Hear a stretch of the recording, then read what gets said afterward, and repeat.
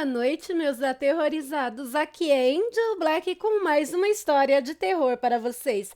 Mas antes de irmos para a história de hoje, peço para você que não é inscrito que se inscreva no canal. Deixe aquele like para fortalecer e ajudar o canal a crescer e compartilhe em todas as suas redes sociais. Agora, se você não gostar, compartilhe com seus inimigos e se vingue deles. Também não deixem de estar ativando todas as notificações do canal, tocando o sininho. Assim, você receberá em primeira mão o conteúdo assim que ele chegar no YouTube. Quero agradecer a todos vocês que estão sempre aqui comigo, dando aquela força e ajudando o canal a crescer a cada vez mais. E agora, sem mais delongas, vamos à história de hoje? História, conto ou relato, você decide se acredita ou não. Eu, Angel Black, acredito sim, e muito no sobrenatural. Vamos lá?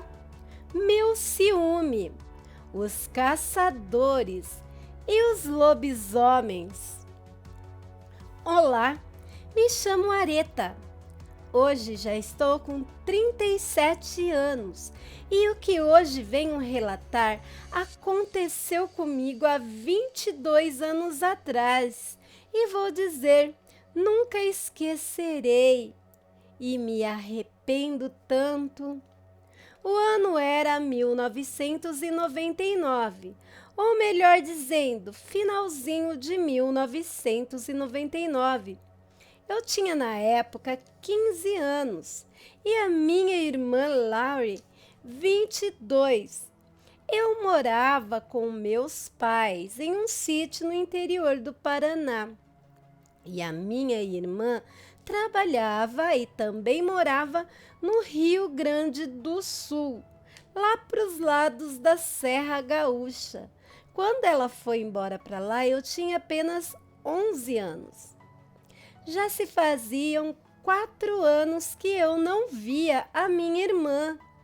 E vocês não imaginam qual foi a minha surpresa quando meu pai nos comunicou que minha irmã viria passar o Natal e também o Ano Novo com a gente.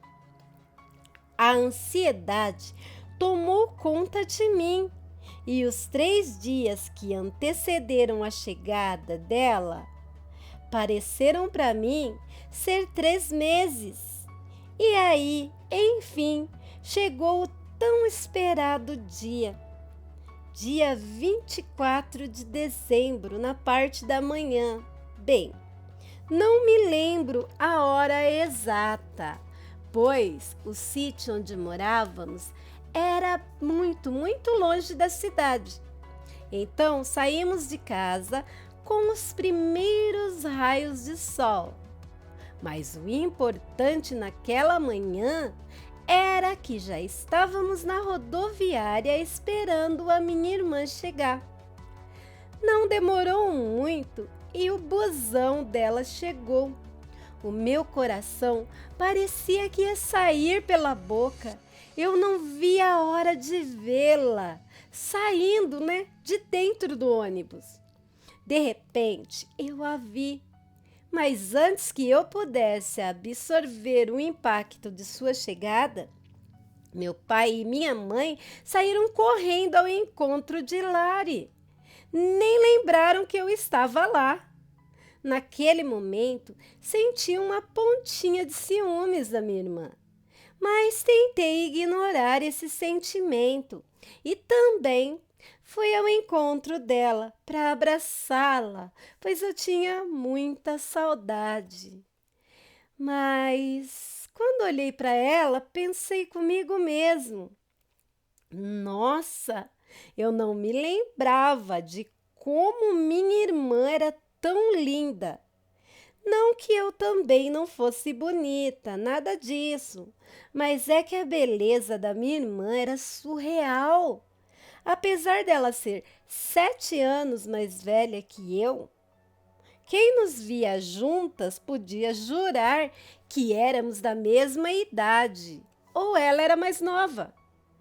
Minha irmã era menor que eu e éramos muito diferentes. Não parecíamos nem de longe que éramos irmãs. Eu era alta, tinha cabelos castanhos, olhos verdes como os do meu pai e já tinha o corpo de uma mulher feita. Enquanto a Lari era magrinha, pequena, delicada, parecia uma menininha. Tinha os olhos num tom de azul que beirava o violeta, dependendo da luz que batia neles. Os cabelos dela era de um loiro tão claro, que era quase brancos. Eram tão abundantes, compridos e brilhantes, que emolduravam e iluminavam aquele rosto lindo, delicado e harmonioso. Ela era tão linda. Ela então me abraçou com muita candura e doçura. Disse que estava muito feliz em me ver e que também, quando ela foi embora para o sul trabalhar, eu era apenas uma menina.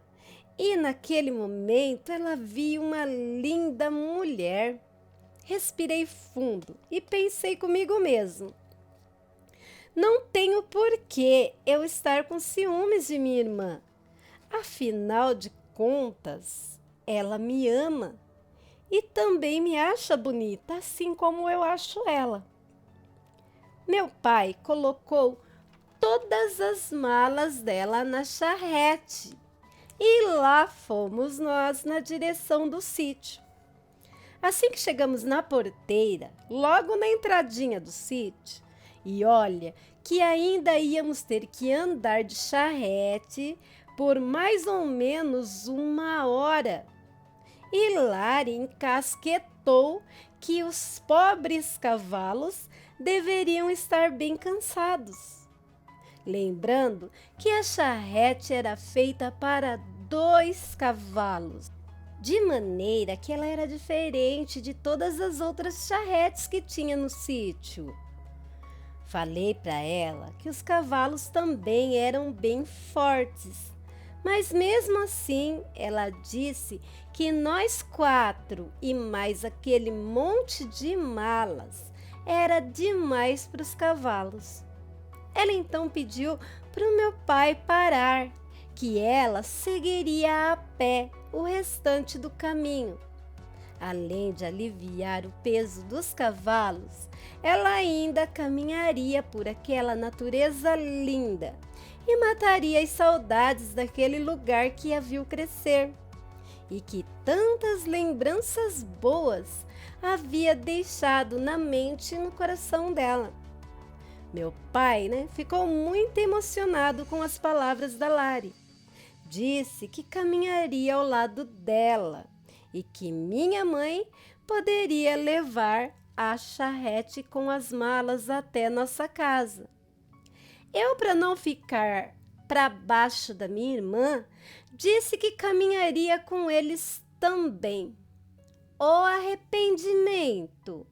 Andamos por mais de 2 horas e a incansável Lari não se abatia, achava tudo lindo, maravilhoso, sempre rindo e saltitante.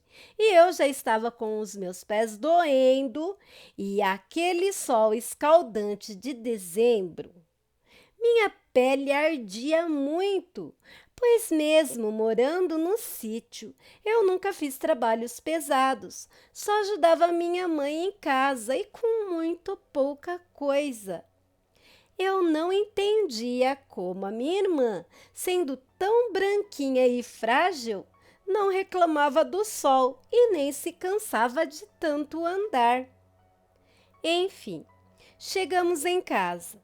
Corri tomar um banho gelado, depois me deitei um pouco. Quando desci para o almoço, Lara estava lá embaixo, toda serelepe, ajudando a minha mãe a pôr a mesa, servir o almoço. E eu vi os olhares de orgulho dos meus pais para ela. De novo, senti uma fisgada no meu peito. Não era dor, não me julguem. Não era uma dor comum, era o ciúme. O ciúme me ferindo de novo. Depois do almoço, Lari deu presentes para todos, inclusive lindos vestidos e sapatos para mim, sempre demonstrando todo o seu carinho por mim. No outro dia, seria o almoço de Natal lá no sítio. E ajudamos, a nossa mãe deixar tudo preparado, todas as carnes temperadas para o dia seguinte, legumes picados, enfim. Pois assim, como em todos os anos, viria um monte de parentes para passar o dia de Natal conosco. Eu não sabia de onde saía tanta gente para vir passar o Natal no sítio. Ainda bem que a casa era bem grande. Aquele Natal não foi nada bom para mim, pois todos os parentes só sabiam falar da minha irmã, de como ela era linda, de como era educada, de como era responsável, dedicada, delicada, amorosa, entre outras coisas. Eu sabia que ela não tinha culpa, mas os ciúmes estava me corroendo por dentro. E assim os dias foram se passando. E o ano novo seria dali a 2 ou 3 dias. Mas eu não estava mais suportando a presença dela lá em casa. Do mesmo jeito que eu estava ansiosa para ela chegar, eu estava ansiosa para ela ir embora. Ai, mas logo ela iria. E tudo voltaria ao normal. Eu só teria que tolerar a presença daquela perfeitinha por mais 2 ou 3 dias. Depois ela ia para o Rio Grande do Sul e, se eu tivesse sorte, ela demoraria mais uns 4 anos ou mais para aparecer de novo. Era quinta-feira, dia 30 de dezembro. Já era bem de tardezinha. E só de ouvir a voz da chata da Lari me dava um negócio ruim no estômago. Eu não a suportava mais e já estava difícil para mim disfarçar o nojo, o asco, a implicância. Mas eu vi ela e minha mãe de segredinho entrando no quarto deles, no quarto dos meus pais. Aí, fui ver o que elas estavam falando. Aí, ouvi ela dizer para minha mãe que tinha conhecido alguém igual a ela e estava completamente apaixonada e pensando em se casar.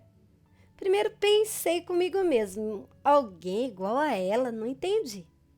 Mas fiquei feliz, E pensei comigo mesma, quem sabe ela se case e nunca mais apareça por aqui, suma. Mas aí, ouvi o final da conversa. Vi a alegria da minha mãe quando ela disse que o rapaz que ela gostava se casaria logo com ela e concordou em vir morar no sítio com a gente, pois o pai dele, que era milionário, dono da vinícola onde ela trabalhava, estava terminando de resolver os trâmites legais para comprar o sítio para eles como presente de casamento. E mais ainda, o dito rapaz chegaria no outro dia de madrugada para passar o dia antes e o Réveillon com a gente. Minha mãe a abraçou e disse: bendito dia que você surgiu em nossas vidas, minha luz, minha vida. E chorou de alegria e emoção. E eu ali, vendo aquela cena patética, senti meu sangue ferver. O ciúme que eu sentia da minha irmã tornou-se uma emoção, digamos que pior. algo que beirava a raiva. A raiva não, o ódio, o rancor mesmo. Saí cega de raiva. Montei no primeiro cavalo que achei. Nem me dei ao trabalho de selar, só coloquei um cabresto e saí. Vi meu pai ali por perto, então saí devagar, dizendo que eu iria dar uma voltinha ali por perto e logo voltaria.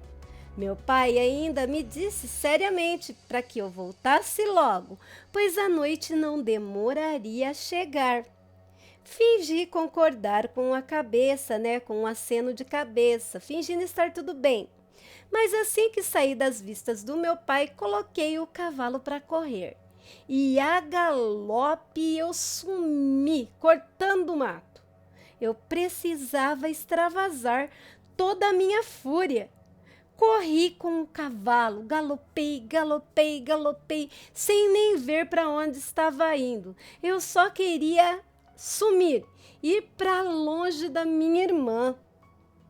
Logo, vi que estava do lado do açude, que ficava no limite das pastagens do sítio. E depois do açude era uma reserva florestal, uma parte do sítio que, por lei, os donos não poderiam desmatar e nem plantar nada, apenas preservar.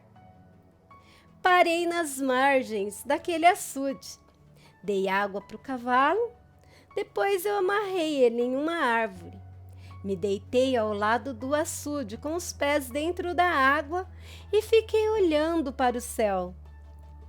Estava vendo a tarde indo e o manto estrelado da noite tomar o seu lugar.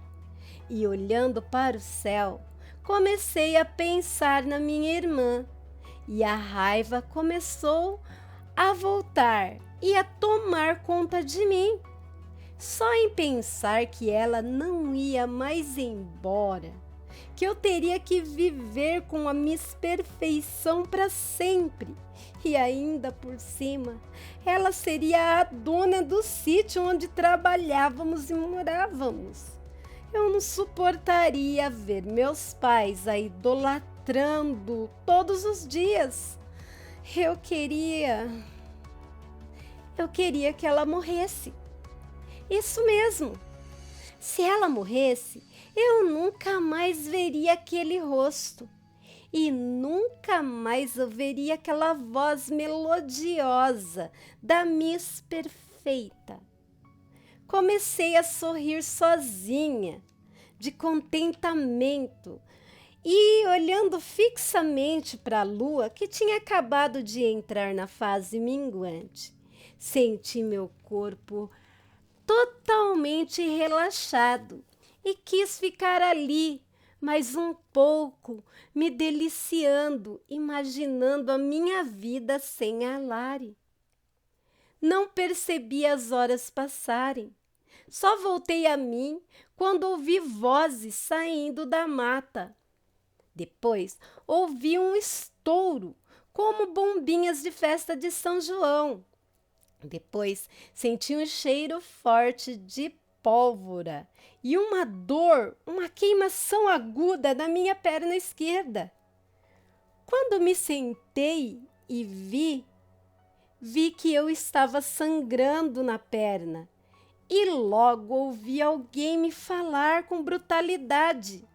Confessa, mocinha, confessa, não adianta mudar de forma para nos enganar. Nós te seguimos até aqui, monstro do inferno. Eu não entendia o que eles estavam me dizendo, mas logo vi que aqueles dois homens estavam completamente loucos. De que monstro eles estavam falando? Eu não entendia nada do que eles falavam. Até que me deram outro tiro na outra perna. Gritei muito alto de dor e um deles arregalou os olhos e perguntou ao outro: será que não estamos enganados? Afinal de contas, ela é só uma jovem. E o outro que vimos virar bicho era um homem. O outro olhou para ele e gritou, em voz alta: "O demônio tem muitas faces, não seja inocente. O que você acha que uma jovenzinha estaria fazendo aqui, no meio do nada? Quase 11 horas da noite." Eles então entraram em acordo que eu era o monstro, pois eles tinham seguido a tal fera por vários quilômetros dentro da mata. Segundo eles, o ser tinha entrado naquela mata em direção ao açude. Logo, um deles viu um par de olhos amarelos brilhantes atrás de uma árvore. E eu também olhei, o bicho era preto e enorme. E o homem gritou: "Ali tem outro, ali tem outro!" E começou a atirar em direção à criatura, que correu de volta para dentro da mata. E um deles ficou comigo. E o outro foi atrás do ser negro de olhos amarelos. Ouvi tiros, depois um grito aterrorizante do homem. E mais tiros, e mais gritos, e depois silêncio absoluto. O homem que tinha ficado perto de mim me olhou com um ódio mortal e disse que ele tinha certeza que o amigo dele tinha padecido, mas tinha livrado o mundo de um demônio. Teria arrastado o demônio com ele para o inferno e que ele faria o mesmo. Ele começou a rezar e apontou a arma para minha cabeça.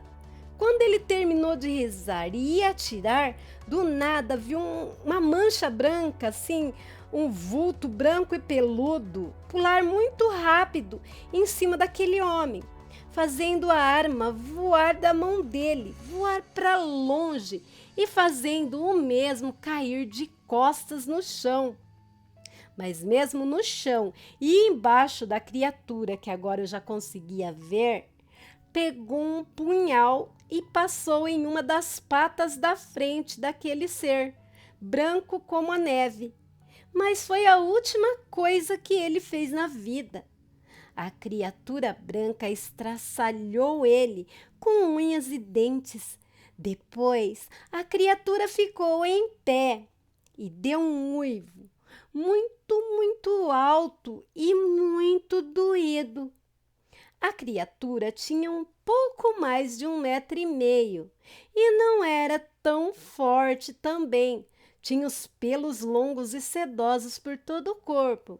Parecia aquele cão husky siberiano, só que mais peludo e do tamanho de uma pessoa de tamanho mediano. Sei que é estranho, parece loucura o que estou relatando, mas deixa eu explicar. O bicho parecia um lobo branquinho de olhos azuis, mas também parecia gente. Ele estava de pé, como gente. Estava com os pelos todos grudados, cheio de sangue, grama e barro. Aquele ser ficou nas 4 patas novamente e começou a me cheirar. Eu quase morri do coração ali. Eu não conseguia me mover. As minhas pernas doíam muito depois de tomar aqueles 2 tiros. Depois de me cheirar bastante, o bicho voltou para cima do homem que ele tinha matado. Respirei aliviada quando ele pegou o homem com a boca, com os dentes, e arrastou para dentro da mata da reserva ambiental. Respirei aliviada, mas estava com muito medo, pois eu fiquei ali sozinha. Eu rezava para todo quanto é santo me ajudar. Pensei comigo mesmo: será que estou sendo castigada por ter desejado o mal e até mesmo a morte da minha irmã que não fez nada para mim?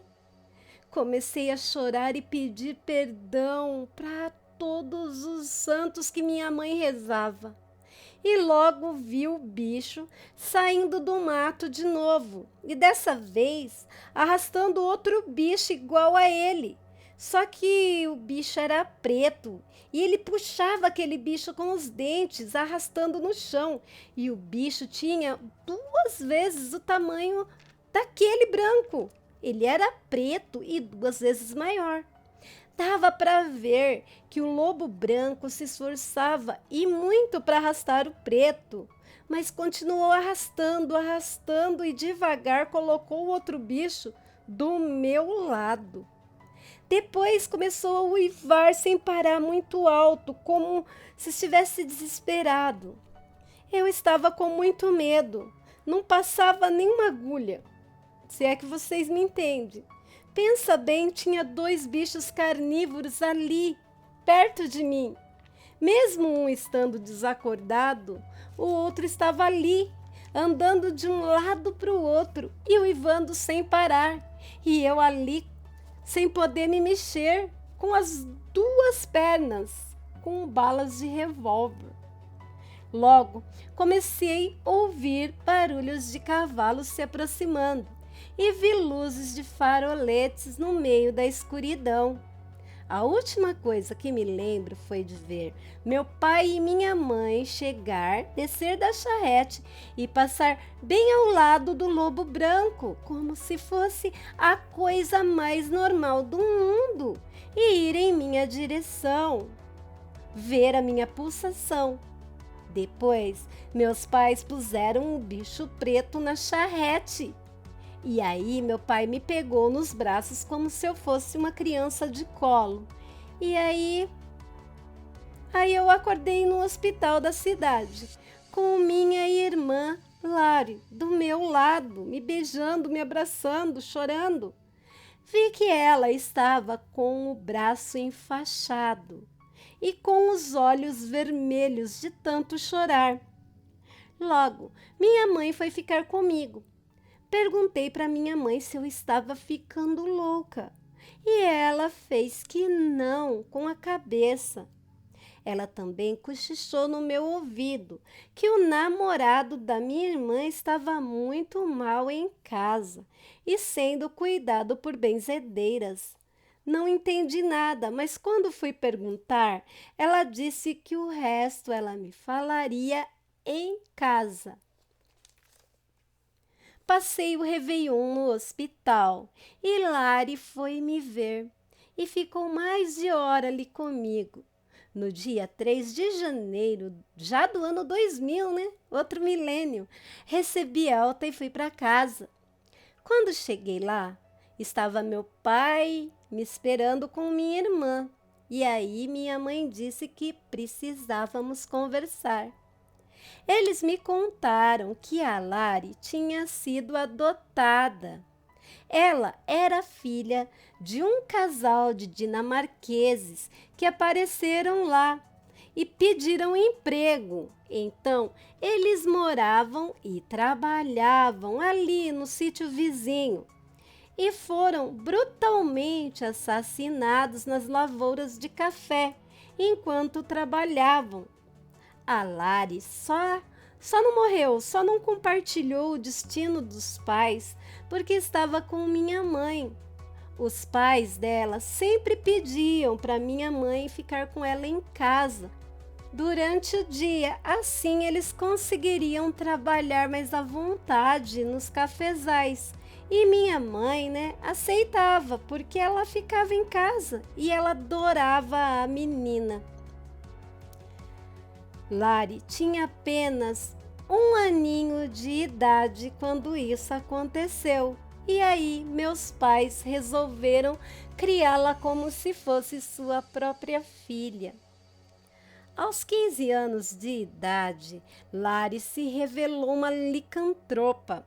E meus pais, assim como ela, aprenderam a conviver com a nova situação.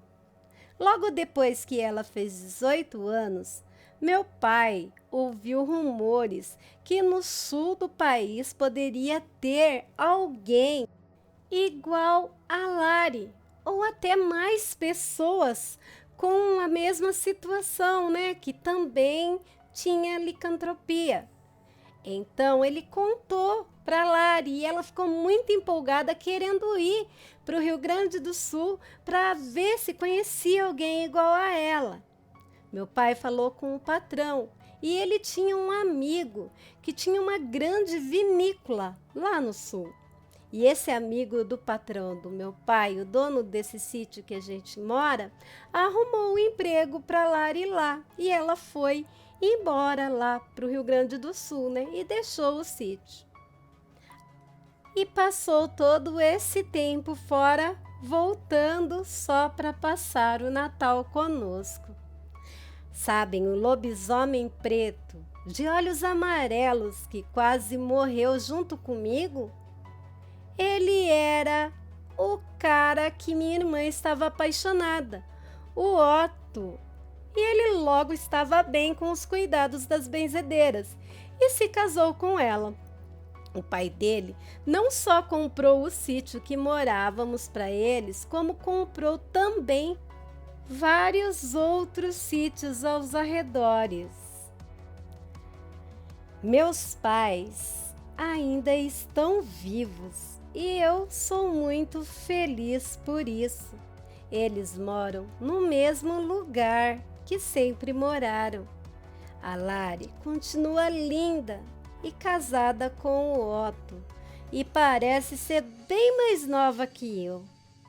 E hoje em dia eu sinto vergonha de ter sentido ciúmes da minha irmã, até raiva, pois ela, na verdade, é bondosa mesmo, meiga mesmo, também carinhosa.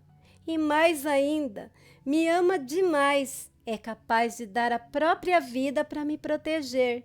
E se não fosse ela, eu não estaria viva aqui hoje para contar esse relato. Bem, mais ou menos, né? Quase me esqueci. Lembra aqueles caçadores que me deram 2 tiros? Eles eram de uma cidade vizinha. Eles viram o Otto virando o bicho e entrando na mata e resolveram caçá-lo. Segundo Otto mesmo nos contou, ele só queria correr pela mata e chegar de manhã. E talvez, se ele tivesse sorte, encontraria a Lari correndo pelas matas também, né? E a surpresa que ele queria fazer, Angel, deu no que deu. O resto vocês já sabem. Tchau, tchau. Obrigada por ler o meu relato. Beijos. Me mantenha no anonimato, Angel. Caracoles, meus aterrorizados, que emocionante! E aí, o que vocês acharam da história de hoje? Deixem nos comentários a sua opinião, pois a sua opinião que é importante para mim, pois é para você e por vocês que eu faço o meu trabalho com todo o amor e carinho do mundo. Só peço que mantenham o respeito na hora de comentar, tá bom? Como temos o direito de não acreditar, temos o dever de respeitar. E a pessoa que se prontifica a nos mandar o relato, confiou que era um conteúdo que íamos gostar de ver, tá bom? Meus amores, também peço para você não esquecer de deixar o seu like. Sei que é chato eu ficar pedindo like, mas é que o like de vocês tem poder. O like de vocês mostra para o YouTube que vocês estão gostando do trabalho e assim o YouTube leva o conteúdo para mais pessoas, tá bom? E também peço para você compartilhar com seus amigos, com seus inimigos, nos grupos de WhatsApp. Assim você vai estar ajudando o canal a crescer. E eu vou fazer de tudo para trazer mais histórias aterrorizantes para vocês, tá bom? Meus amores, você mesmo que passou por uma situação apavorante, que teve um encontro com o sobrenatural, não importa como que seja, vampiro, lobisomem, uma peinada, seja lá o que for, poltergeist, sete além, outra dimensão, manda para o e-mail do canal. Vai ser uma honra compartilhar a sua experiência com todos os aterrorizados. E você que ouviu uma história na sua infância, ou você que escreve aquele conto que faz nossa mente viajar e o nosso sangue gelar de medo, manda para o e-mail do canal também, que vai ser uma honra compartilhar com todos que passarem por aqui. E o e-mail do canal é luçãojavermelha@gmail.com. Tudo em letrinhas minúsculas, mas também estará na descrição do vídeo, tá bom, meus amores? Desde já eu agradeço. Também quero aproveitar, que estou falando em agradecimento, para agradecer a todos os canais parceiros que me ajudam nessa aventura louca que é o YouTube. Entre eles está o Phantom Master, o Senhor Fulanestro, Assombrados e Assustados. E, gente, dá uma força pro Mariano lá, tá no canal Medo da Meia-Noite. Também quero agradecer a todos os grupos e páginas do Facebook que me ajudam a divulgar o meu trabalho. E a página, do Guardião Sinistro, Contos Sinistros, que às vezes eu pego o conteúdo de lá. Então ele me ajuda até na criação de conteúdos aterrorizantes para vocês, tá bom, meus amores? Bom, quero falar para vocês que essa semana mesmo vamos fazer uma live, tá bom? Eu acho que hoje é quinta, amanhã é sexta, sábado. Sábado a gente faz uma live, a gente conversa, a gente dá risada, tá bom? Tô com saudade de vocês. Vamos falar sobre Halloween e histórias e contos macabros e jogar conversa fora. Espero vocês, tá bom? E vou parando por aqui, deixando com vocês um pedaço muito especial do meu coração, já morrendo de saudades. Boa noite, meus aterrorizados, e tenham bons sonhos. Amo vocês muito, muito, muito.